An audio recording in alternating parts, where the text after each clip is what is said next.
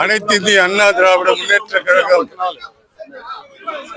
புரட்சி தலைவர் பொன்மன செம்மல் மக்கள் திலகம் அண்ணன் எம்ஜிஆர் அவர்களால் துவக்கப்பட்டு அந்த இயக்கத்தை அவருடைய மறைவுக்கு பின்னர்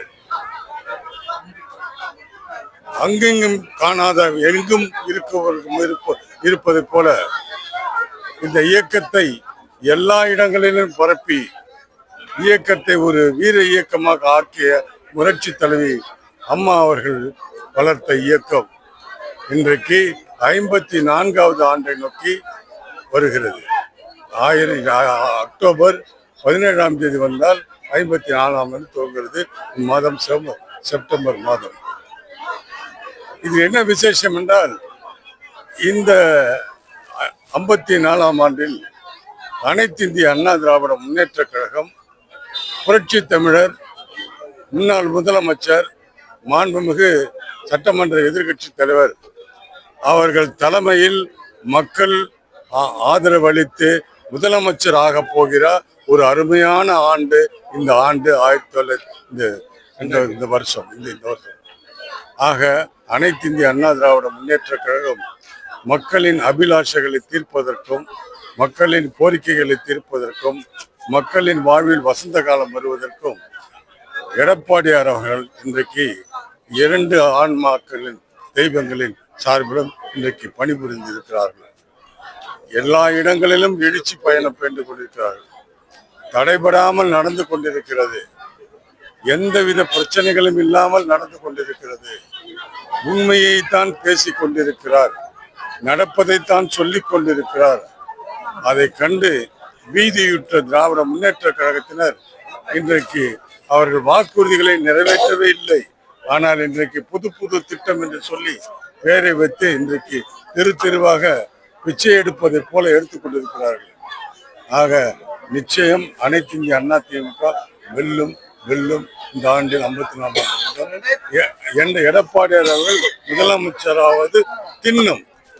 எடப்பாடியார் தான் வருவார் என்று எல்லாருமே பேச ஆரம்பித்து விட்டார்கள். நாட்டில் எடப்பாடியார் தான் வர வேண்டும் என்று தமிழ்நாட்டு மக்கள் கிட்டத்தட்ட 75% மக்கள் விரும்புகிறார்கள். ஏனென்றால் அவர்கள் ஆட்சியில் இருக்கும்போது எந்தவித பிரச்சனையுமே இல்லை. கொரோனாவை அடக்கியது அப்புறம் அவர்தான். அந்த இதுக்கு மருந்துகள் இல்லாமல் இருந்த காலத்திலேயே மக்களையும் அலற விடாமல் மக்களையும் சாகடிக்காமல் அதே சமயத்தில் தீர்மானத்தை கண்ட ஒரே முதலமைச்சர் எடப்பாடியார் அவர்கள் தான். அதற்கு பிறகு சென்னை தமிழ்நாட்டில் மருத்துவ பல்கலைக்கழகமாக நிறைய வந்துவிட்டது. அதில் அரசு மருத்துவ பல்கலைக்கழகம் 11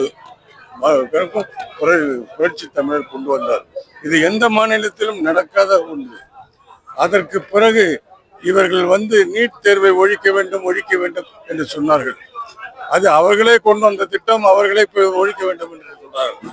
ஆனால் புரட்சி தமிழர் அவர்கள் நடைமுறையில் 7.5% அரசு பள்ளிக்கூடங்களில் படிக்கின்ற மாணவர்களுக்கு கொண்டு வந்து இன்றைக்கு 2000 பேர் ஏழைகள், மிகுந்த ஏழைகள் இன்றைக்கு டாக்டராக இருக்கிறார்கள்.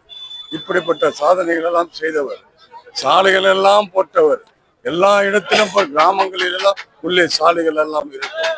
எந்த பிரச்சனையும் இல்லை. அந்த இது கடைமடை பகுதியில் தண்ணீர் வர வரைக்கும் தஞ்சாவூரில் அவரை பாதுகாத்திருந்தார்.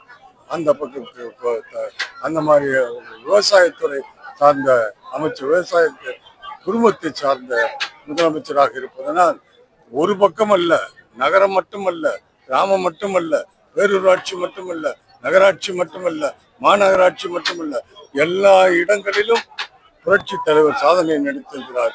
இவர்கள் வேதனையைத்தான் தந்திருக்கிறார். அதனால் புரட்சி தலைவர், புரட்சி தலைவி அம்மாவின் வழிவந்த அண்ணன் புரட்சி தமிழர் எடப்பாடியார் அவர்கள் பதவி ஏற்பது திண்ணம் திண்ணம் திண்ணம். செய்திகளை உடனுக்குடனும் துல்லியமாகவும் தெரிந்து கொள்ள சப்ஸ்கிரைப் பண்ணுங்க.